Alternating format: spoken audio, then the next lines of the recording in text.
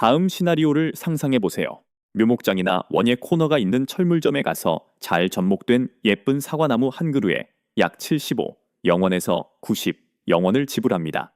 집으로 가져와 마당에서 가장 햇볕이 잘 드는 곳을 고르고 조심스럽게 심은 뒤 꾸준히 물을 주며 정성껏 돌봅니다. 그리고 기다립니다. 1년, 2년, 3년이 지나도 사과는 열리지 않습니다. 그저 정원에서 수십 제곱미터의 공간만 차지할 뿐 과일은 하나도 주지 않는 나무일 뿐이죠. 이제 다른 상황을 상상해 보세요. 이웃집 아주머니가 보리수, 까마까치 밤나무 열매, 무화과, 심지어 헤이즐넛까지 신선한 과일이 가득 담긴 그릇을 들고 대문으로 찾아옵니다. 이 모든 것은 불과 1년 반 전에 심은 아담한 관목에서 수확한 것입니다. 대부분은 아직 어깨 높이에도 미치지 못하며 흥미로운 점은 이 9그루의 관목을 모두 합친 비용이 사과나무 한 그루에 쓴 비용보다 적다는 것입니다. 이것은 과장된 광고가 아닙니다. 전통적인 과일나무에서 수확량이 많은 생산적인 관목으로 관심을 돌릴 때 일어나는 일입니다. 오늘 저는 평범한 마당을 생산적인 식량 시스템으로 바꿀 수 있는 몇 가지 훌륭한 식물들을 소개하려고 합니다. 정원에 작은 식량 숲을 만들고 싶든, 자급자족 정원을 시작하고 싶든, 농촌 가구로 발전시키고 싶든, 아니면 그저 좁은 교회 공간에서 더 많은 식량을 생산하고 싶든, 이 식물들은 확실한 결과를 제공합니다. 1. 뜰보리수. 유럽에서 매우 과소평가된 식물부터 시작하겠습니다. 구음이라고도 알려진 뜰보리수는 동아시아가 원산지인 낙엽 관목입니다.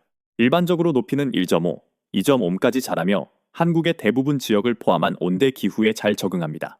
자가 수정으로도 열매를 맺을 수 있지만 교차 수분을 위해 2그루를 심으면 수확량이 늘어납니다. 무엇이 이 식물을 인상적으로 만들까요? 심은 지 2~3년째부터 열매를 맺기 시작합니다. 다 자란 나무는 매 시즌사 7kg의 작고 윤기 나는 붉은 열매를 생산할 수 있습니다. 하지만 진짜 마법은 땅속에서 일어납니다. 뜰보리수는 질소를 고정합니다. 뿌리는 토양 박테리아와 공생관계를 형성하여 공기 중의 질소를 식물이 사용할 수 있는 형태로 변환합니다. 요약하자면 스스로 비료를 주며 주변 식물들을 위해 토양을 개선합니다. 과일나무 옆에 심으면 그 나무들의 생산성을 높일 수 있습니다. 열매가 완전히 익으면 타트 체리와 비슷한 맛이 납니다. 달콤하고 새콤하며 기분 좋은 맛입니다. 비타민 A, C, E가 풍부하며 유익한 지방산을 함유하고 있습니다. 이가 풍부하며 신선하게 먹거나 잼, 시럽으로 만들고 디저트에 넣어 굽거나 말려서 먹을 수 있습니다.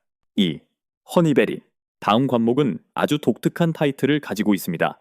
바로 시즌 중 가장 일찍 수확할 수 있다는 것입니다. 하스카프라고도 알려진 허니베리, 시베리아 블루베리는 딸기보다 몇 주 먼저 익기 시작합니다. 대부분의 식물이 겨울잠에서 막 깨어날 때 이 식물은 이미 열매를 맺고 있습니다. 한국의 많은 지역에서 첫 딸기가 익기 3주 전에 수확할 수 있습니다. 이른 봄에 정원을 바라보며 신선하게 수확할 무언가를 간절히 원해본 적이 있다면 이 식물은 게임 체인저가 될 것입니다. 이 식물을 정말 특별하게 만드는 것은 바로 내한성입니다. 영하 40도까지 견딜 수 있습니다. 꽃조차도 큰 손상 없이 영하 10도 정도를 견뎌냅니다. 이 정도의 내한성을 따라갈 수 있는 과실수는 거의 없습니다. 추운 지역이나 한국의 산간 및 구릉 지역에 이상적입니다.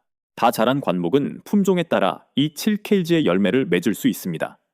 심은 지 2~3년째부터 열매를 맺기 시작하며 30년 이상 생산성을 유지할 수 있습니다. 열매는 길쭉하고 짙은 파란색이며 블루베리, 포도, 라즈베리가 섞인 듯한 맛이 납니다. 신선한 상태로 먹거나 얼려 먹어도 좋고 잼으로 만들어도 훌륭합니다. 3. 앵두나무. 장식적인 외관과 풍부한 과일 수확량을 결합한 식물을 원한다면 앵두나무 앵킹 체리를 주목할 만합니다. 19세기 말 유럽에 도입되었으며 상업 농업이 장기 운송 및 보관에 강한 품종으로 전환하기 전까지 인기가 많았습니다. 가정의 정원사와 농가에게 이 나무는 진정한 숨겨진 보물입니다. 초봄에 잎이 나기도 전에 밀집되고 화려한 꽃송이 형태로 흰색이나 연한 분홍색 꽃이 만발합니다. 키울 수 있는 꽃피는 관목 중 가장 화려한 식물 중 하나입니다. 초여름이 되면 그 꽃들은 밝은 붉은색의 작은 앵두로 변합니다. 지름은 약 1.5cm로 일반적인 달콤한 체리보다 작지만 맛은 아주 뛰어납니다. 단맛과 신맛이 기분 좋게 균형을 이루어 파이, 잼, 젤리, 시럽, 심지어 집에서 담그는 앵두주에도 완벽합니다. 다 자란 관목은 크기와 생육 조건에 따라 7-20kg의 과일을 생산할 수 있으며 무엇보다도 심은 지 2-3년 만에 열매를 맺기 시작합니다. 보통 높이는 1.8, 3마이무까지 자라며 추위에 매우 강합니다. 혹독한 겨울, 무더운 여름, 가뭄, 그리고 다양한 종류의 토양을 잘 견뎌냅니다. 이러한 적응력 덕분에 한국의 여러 지역에서 안전하고 안정적으로 키울 수 있습니다. 허니베리와 마찬가지로 앵두나무도 교차 수분이 필요하므로 최소 2그루를 심어야 합니다. 나무 사이에 2-3매 간격을 두면 수십 년 동안 유지되는 매우 생산적이고 식용 가능한 울타리를 얻을 수 있습니다. 적절히 관리하면 최대 50년까지 살 수 있어 한 번 심어 반세기 동안 수확을 누릴 수 있습니다. 4. 사스카툰 베리, 캐나다 블루베리, 사스카툰 베리. 이제 북미가 원산지이며 우리에게는 덜 알려졌지만 주목할 만한 가치가 있는 종, 즉 사스카툰 베리, 캐나다 블루베리에 대해 이야기해 보겠습니다. 산간 지역에서 야생 관목에 열린 짙은 보라색 열매를 맛본 적이 있다면 관련 종을 만났을 가능성이 있습니다. 하지만 재배 품종은 야생 품종보다 훨씬 우수하여 더 크고 달콤한 열매를 훨씬 더 많이 생산합니다. 다 자란 나무 한 그루는 매 시즌 55kg의 열매를 맺을 수 있습니다. 우수 품종은 종종 한 덤불당 5kg를 넘고 심은 지 2-4년째부터 열매를 맺기 시작해 8년 차쯤 최대 생산량에 도달합니다. 일단 자리를 잡으면 20년 또는 그 이상 열매를 맺을 수 있습니다. 이 식물을 특별하게 만드는 것은 바로 맛입니다. 많은 사람들이 블루베리와 미묘한 아몬드 향이 섞인 맛이라고 묘사합니다. 그 은은한 견과류 향은 안쪽의 작은 씨앗에서 나오며 정원에 있는 다른 어떤 과일과도 다른 독특한 맛을 선사합니다. 활용도도 매우 높습니다. 신선하게 먹어도 맛있고 파이나 머핀에 넣으면 훌륭하며 건포도처럼 말리기 쉽고 잼이나 시럽을 만들기에도 완벽합니다. 추운 지역에 아주 탁월한 선택입니다. 일반 블루베리보다 낮은 온도와 더 넓은 범위의 토양 pH를 견뎌냅니다. 토양이 일반 블루베리에게 너무 알칼리성이라면 이것이 이상적인 대안이 될 수 있습니다. 자가 수정이 가능하고 관리가 쉬우며 매우 믿을 수 있는 식물입니다. 울타리, 장식용 관목으로 키우거나 작은 나무 모양으로 가꿀 수 있습니다. 봄에는 아름다운 흰색 꽃을 피우고 가을에는 잎이 강렬한 주황색으로 물듭니다. 지나가는 사람들에게는 그저 우아한 장식용 관목으로 보일 뿐이지만 여러분은 매년 여름 수 킬로그램의 훌륭한 과일을 생산한다는 것을 알게 될 것입니다. 5. 요스타베리. 이 식물의 이름은 요스타베리입니다. 블랙커런트와 구스베리의 가장 좋은 특징들을 결합한 품종 개량 프로그램의 결과물입니다.